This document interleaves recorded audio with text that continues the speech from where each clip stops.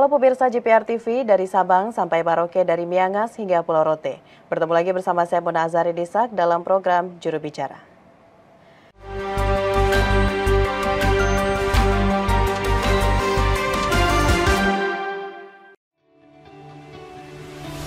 Negara sudah semestinya melakukan berbagai upaya untuk memenuhi hak warga negara.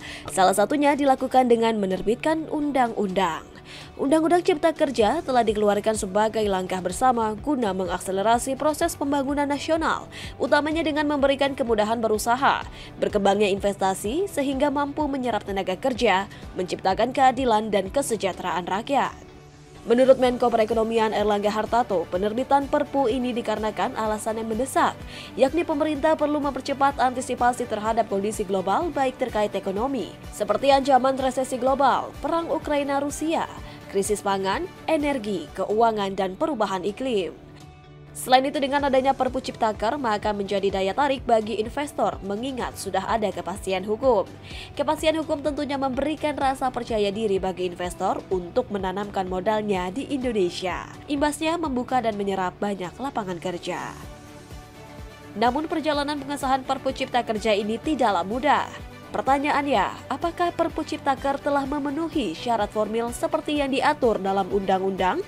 Dan saat yang akan ditunggu pun akan segera tiba. Selasa 21 Maret 2023, DPR Republik Indonesia akan melaksanakan rapat paripurna yang akan mengesahkan Perpu Cipta Kerja. Lalu apa selanjutnya yang akan dipersiapkan oleh pemerintah usai disahkannya Perpu Cipta Kerja?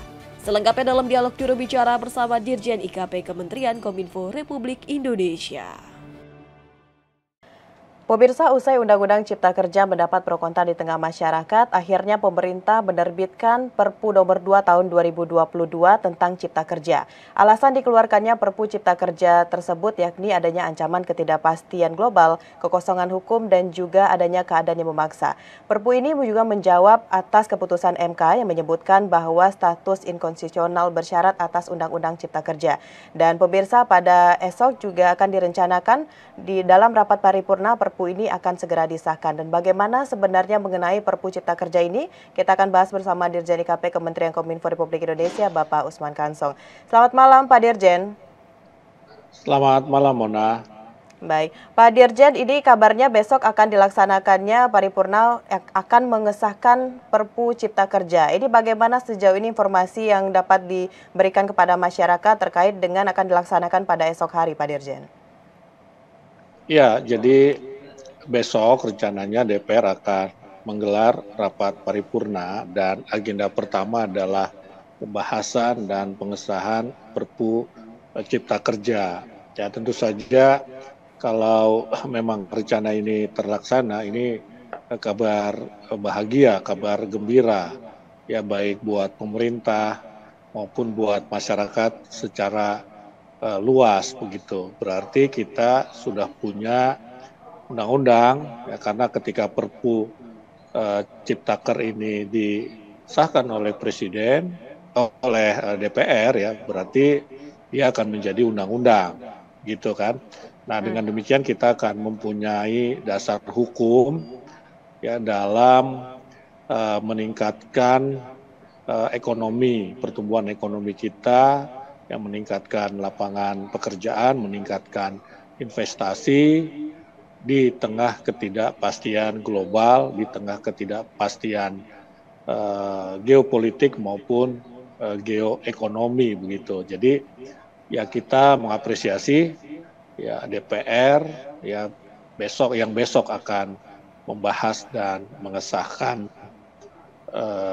Perpu Cipta Kerja menjadi undang-undang begitu. Baik, sebelumnya Pak Dirjen kita ingin mengedukasi masyarakat juga, kan masyarakat ada yang berpikir kenapa harus ada Perpu sedangkan sudah ada undang-undang. Seberapa pentingnya Perpu ini dihadirkan di tengah kehidupan masyarakat saat ini, Pak Dirjen? Iya, jadi seperti tadi disampaikan oleh Mona ya bahwa Undang-Undang Cipta Kerja menimbulkan kontroversi di masyarakat dan kemudian ada judicial review ke Mahkamah Konstitusi dan Mahkamah Konstitusi kemudian mengatakan bahwa Undang-Undang Cipta Kerja itu inkonstitusional ya syarat ya begitu. Ya. Nah, kemudian ditambah lagi dengan ketidakpastian ekonomi maupun politik global. Nah, ini dianggap oleh Presiden sebagai satu kegentingan yang memaksa gitu ya, kegentingan yang kedaruratan yang membuat Presiden bisa menerbitkan Perpu, ya, menerbitkan Perpu karena ya ada semacam kekosongan hukum yang sifatnya omnibus law dalam menghadapi ketidakpastian global. Ya, ketidakpastian itu awalnya ini kan karena adanya perang Rusia Ukraina ya, tetapi sekarang ini makin tidak pasti lagi karena adanya persoalan ya, adanya persoalan dengan bank ya, bank di Silicon Valley begitu di Amerika. Nah, kita ini khawatir ya mudah-mudahan tidak terjadi begitu ya, bahwa ini akan merembet ke negara-negara lain ya sebagaimana dulu di tahun 2008. Nah, dengan adanya Perpu Cipta Kerja ini maka kita sudah siap menghadapinya. Dengan demikian kita berharap bahwa ekonomi kita juga tidak ikut terguncang ya, karena kita sudah punya dasar hukumnya ini Perpu Cipta Kerja yang insya Allah besok akan disahkan menjadi Undang-Undang Cipta Kerja begitu. Baik, tentunya kembali seperti yang Mbak Dirjen sampaikan tadi, dihadirkannya Perpu Cipta Kerja ini semata-mata untuk menyelamatkan masyarakat Indonesia dari berbagai ancaman ketidakpastian global. Setelah ini kita akan lanjutkan Pak Dirjen pembahasan mengenai Perpu Cipta Kerja, namun kita akan jeda pariwara sejenak. Pemirsa tetap di program Juru Bicara.